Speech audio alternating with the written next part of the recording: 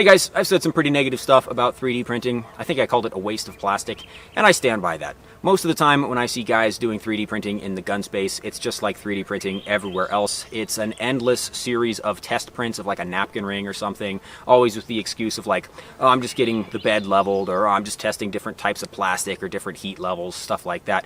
Every once in a while somebody will actually 3D print a Glock frame that lasts all of about 50 rounds and still requires you to purchase 99% of a Glock for the same approximate cost as it would be to get an entire Glock. So yeah, not a huge fan personally. But despite that, a number of 3D printed components have worked their way onto this gun. This is my Munition Works Crane K. This is my very best gun. It has all my very best parts on it, and it also has some 3D printed stuff. We've got an HRF Concepts magwell, HRF Concepts armored magnifier cover, also have a 100 Concepts ruggedized light cap, and a 100 Concepts hex cap kill flash on the EOTech. And I like a lot of these parts, and most of them are going to stay on the gun. So today I'm going to talk to you guys about 3D printed gun accessories that are actually really cool and that I actually really like. Let's go for it. So this video is going to focus on two different companies, HRF Concepts and 100 Concepts. Companies that have the word concepts in their name is one of the two main archetypes of 3D printing enthusiasts, right alongside NEETs wearing programmer socks. So starting off with HRF Concepts, their main thing are products that improve ergonomics. I'm a huge ergonomics nerd, so I really appreciate a lot of the stuff that they make. I have their magwell extension on a couple of my guns, and I also have the armored magnifier cover on the G33 on this rifle. They also make a ton of different mounting solutions for mod buttons that allow you to either protect them from accidental activation or, change the angle of how they sit on the rail in order to make it more ergonomic to activate with your specific setup. Their magwell extension has a lot more flair to it than the typical flared magwells you'll see on a lot of lowers. I guess you could think of it as sort of a competition accessory to allow you to reload a little bit faster. The main reason that I have them on a couple of my guns is because they really help when shooting under night vision. You don't have the ability to really see your gun. Even if you were to look down at it with nods, it would be totally out of focus. And without peripheral vision, it's sometimes a little bit tough to nail those reloads under night vision. The bigger magwell gives you a bigger target when slapping in a fresh magazine. Also, sometimes guys reloading under night vision will cause a catastrophic malfunction. A lot of the times what that looks like is hitting the magazine against part of the magwell fencing and causing the round on deck in the magazine to pop out at a weird angle. So when you finally do get the magazine in and drop the bolt, you induce a massive jam. And now, not only have you failed to reload under night vision, now you have to diagnose and clear a jam under night vision. They make these for multiple different patterns of lower receiver. This is just the standard AR-15 pattern one. There's also one for the Aero Enhanced lower, which does have a slightly flared magwell, but even still, the HRF Concepts magwell, way bigger. The other HRF upgrade I have on this gun is the armored magnifier cover. This thing replaces the rubberized magnifier cover on the EOTech G33 or G43 or G45, basically the entire EOTech magnifier series, and is a pretty substantial improvement. One of the peculiar features of the EOTech magnifier series is that the turrets are pretty much exposed and that they turn without any real tactile clicks, and it doesn't take a lot of force to get them to turn. So you'll often find that when you slap the magnifier into and out of position, you are accidentally causing the turrets to spin a little bit and changing the position of your reticle in the window. Now, there are plenty of guys who don't know how magnifiers work, and they think that that would affect your zero. It doesn't. It really is just an annoyance thing because your brain likes stuff to be centered in the image, and when it's not, you're like, that kind of sucks. It doesn't fuck with your zero. You don't have to zero a magnifier. I'm sure somebody's going to bring up some insane edge case like a magnifier that sits in front of the optic, but if that's you, rethink your entire life, please. The HRF AMC still has some texture on the back end to give you something to grab onto when you're manipulating that magnifier. And also, if you do need to adjust the turrets, they're still exposed enough that you could, spin them with a screwdriver or a coin, or you can just smoosh the soft part of your thumb in there and turn them because, again, turrets on EOTech magnifiers spin relatively easily. This just prevents them from moving when you slap this thing around. One of HRF's most underrated products, in my opinion, is actually the SOC, the snap-on cover, which you can use to attach to either a laser or a light tape switch, but the kinds that you're not normally expected to mount onto a rail.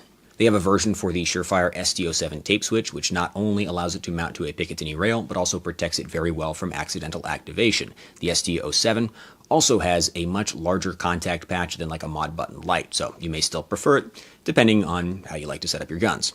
I like a lot of the stuff that HRF makes. You can tell just from browsing through their catalog that these guys spend a lot of time touching guns and thinking about guns, and so do I, so I appreciate those guys. Today's video was made possible by our channel sponsor, Venture Surplus.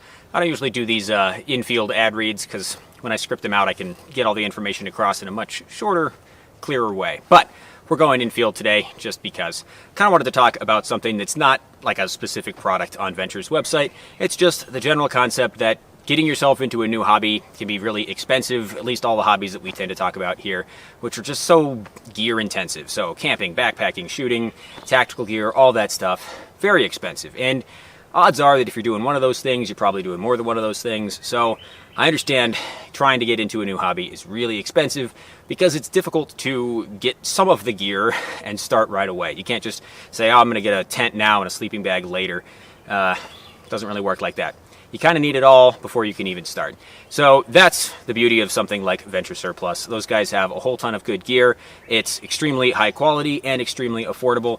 What's the secret? You got to wait for the US military to buy it and get sick of it first. But if you've got a little bit of patience, you can get your hands on high quality gear to get you started, keep you alive in the woods, get your tactical equipment all set up and squared away. So check out Venture Surplus. Love those guys. Can't recommend them enough. There is a link in the video description and a discount code you can use to get 10% off your order.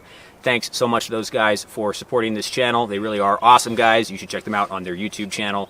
They've got a lot of awesome like tips and tricks and gear hacks and stuff like that, ways to make the most out of the surplus that they sell. They actually use it a lot. They believe in it. So check them out. Thank you guys for watching. Let's get back into it. The second purveyor of 3D printed products that we're talking about today is 100 Concepts. If HRF Concepts is focused on ergonomic improvements, 100 Concepts is focused on signature reduction. It's very important to them. They make a series of products called the Light Cap, which I have on this gun right here. This is the new ruggedized version. These things cover up your light, and they give you a bunch of theoretical benefits. You've probably seen these on basically every tactical gun on Instagram for like the last year. The purpose of the light caps is twofold. First of all, it reduces the risk of negligent discharge. If you're not intending to use the light, you keep the cover on it, and that way even if you accidentally hit the fire button, then you're not emitting a bunch of white light downrange. In my opinion, that's mostly useful for use at night. If you switch over to night vision, you want to safe that white light because you're not intending to use it, and accidentally discharging it at night would be really bad for you. During the day, though, I think the white light should stay on standby, ready to go at a moment's notice in case you encounter some roaming darkness. You never know when you're going to find some darkness. That's a really small cave, Brock. Yeah, but like, bobcats are also really small. If your brain is too small to figure out why white light is predominantly useful in the daytime, then I'm sorry, but I'm sure you'll figure it out. The other theoretical benefit of the light caps is that it can reduce the effect of light coming towards you, then reflecting out of the emitter assembly of your weapon light and back at an adversary who would then see it, kind of similar to scope glint.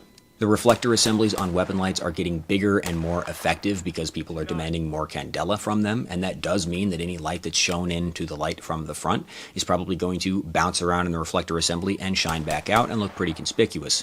I understand that this could be a concern, but I'm much less interested in this specific aspect of the light cap. I'm not sure I'm ever going to find myself in a recce situation where I'm pointing a gun at an adversary who's like 10 yards away looking at me, and then they see a reflection of my weapon light because of like the angle of the sun or something. It sounds kind of improbable, although I'm sure that doesn't mean it's impossible. For the most part, I like these things because they protect the light when the light is not in use, so it also doesn't get super carbony and then you have to clean it off. And mainly because you can flip it over to prevent negligent white light discharge when you are under night vision.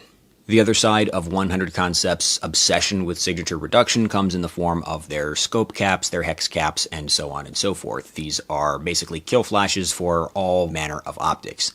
I understand why these exist. Kill flashes have been around forever, but I think 3D printing is probably not really up to the task of making a proper kill flash because you cannot get the fine geometry required out of a kill flash. If you look at any standard kill flash, you have a very fine honeycomb mesh made out of thin metal, and that allows you to see through unobstructed, but also allows incoming light to be blocked from reflection at a certain angle. The honeycomb pattern on a 3D printed kill flash is a lot bigger. The holes are bigger, the lines are thicker, and there are less of the holes. Now, it's still totally usable for the most part. However, I find the experience of shooting through a 3D printed kill flash or scope cap to be kind of a lot worse than a proper one, you know, like the metal ones that you would find often sold along with like ACOGs or something. I've got one on my Trijicon MRO. Actually, I don't. I have one for my MRO. I never use it. Also, it's an MRO HD, not an MRO. If that's not obvious, I don't know. There's still so many people who watch my videos and are wondering why I'm still using an MRO, and the answer is I'm not. I'm using an MRO HD. Try to keep up. I don't like bullpups. So yeah, I'm not really a big fan of kill flashes. They reduce the amount of light coming into your optic, which can be bad if you're trying to use a reflex optic under night vision, because light transmission is extremely key for passive shooting, and it's bad if you're using a magnified optic, because magnified optics, as the magnification level increases, need more and more light to function properly. So the 100 Concepts scope cap system, which you can attach to magnified optics or LPVOs or whatever, has the ability to be flipped out of the way very easily, which is crucial because if the light starts to get low and you're using either an LPVO or like, say like a 2 to 10, like a mid-range scope that has a small objective lens, you're already fighting for all the light that you can get. So there are going to be times where you really want to flip that thing out of the way and get the best image possible. And there may be other times where you are using the scope to observe a target and the sun is out and the risk of reflection is very high. You don't need all that light gathering capability, and you don't want to accidentally flash your position to somebody downrange, so you flip it back over. That makes a lot of sense to me. However, the versions for red dots I'm not so sure I'm into, and the version for the EOTech I think doesn't make sense at all. One of the peculiar features of the EOTech is that the front lens doesn't have to be coated with any kind of reflective material, because that's not how holographic sights work. The front lens of a red dot sight is extremely reflective. It can definitely produce a downrange signature, not to mention the fact that a lot of red dots will project a little bit of light downrange just because of the angle and position of the emitter. Holographic sights don't do that. The EOTech has no downrange signature, and the front piece of glass has no reflective coating, so it doesn't really shine that much. It's just a clear piece of glass. You can see right through it and into the eyeball of the person holding the gun. And if you're that close, you're in trouble. So yeah, considering the reason I have an EOTech on this rifle is for passive night vision aiming performance, I'm not going to be keeping the hex cap on this thing. Also, unlike the scope cap, which can be easily flipped out of the way, this one you kind of got to pry in and out of the EOTech, so it's not something I would be like putting on and taking off regularly. I'm just going to take it off and put it away. For the gram. I mean, we're not already in a position, are we? No. Ooh, very central. So there you have it, guys. That's my personal struggle with adopting 3D printed technology into my life. I talk a lot of trash, but mostly that's because of the aforementioned programmer socks contingent of the movement. Although I'm sure they have been a blessing to the Warhammer 40k community. I think the big question we have to ask with 3D printing is, could this be done cheaper and better with injection molding if it was done at scale? Sometimes the answer is no, like in the case of 3D printed DMLS suppressors, where the geometry inside is just way too complicated to ever be machined by a machine. And sometimes the answer is yes, but the operative word is scale. We're in a niche of a niche community, so would it ever make sense for Magpul to invest the huge amount of money in an injection molding system to make, for example, the HRF Concepts magwell design? Okay, that's a bad example, because I bet they totally would, and they're probably pissed that they didn't think of it first. But yeah, there are a lot of 3D printed products that are a little bit more expensive than people are probably willing to pay, and that's because making these things takes a lot of time on a 3D printer. If somebody actually invested the $1 million to make an injection molding facility to put the stuff together, I'm sure the price would come down quite a lot.